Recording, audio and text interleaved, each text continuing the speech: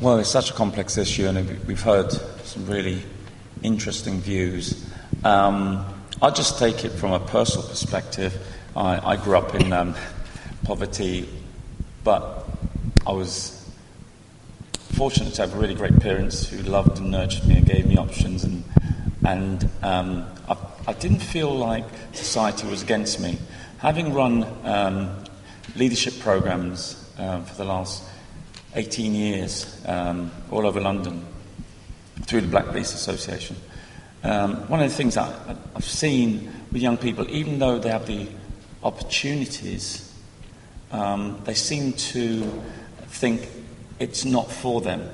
And even when we're trying to assist them with their BTEC level 2 to get qualifications towards their A levels, they tend to not aspire for greatness. So it's sometimes you see like there seems to be bankrupt of aspirations and hope, and it's building that in themselves. It might be because they have been brought up in disadvantage and they have a lack of opportunity and lack of encouragement, and there's so many things that seem to be against them, but it just seems to be they're a bit bankrupt in what they think they can achieve.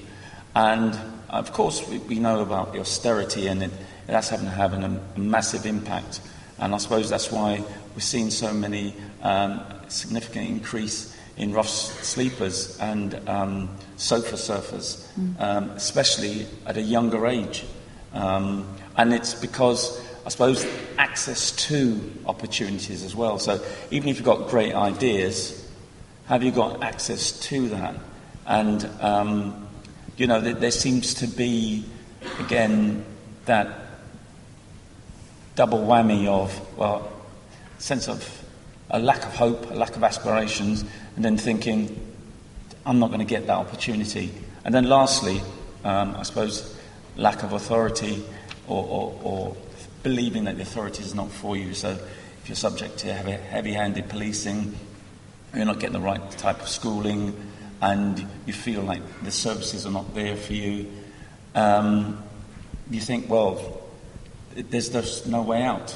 And so it can lead to those wrong choices, which can exacerbate the whole thing. So for me, it's something that needs to be dealt with, because it's building a momentum or critical mass of people who believe, well, I'm going to do it my way, and don't, want to be reasonable, sometimes being very unreasonable.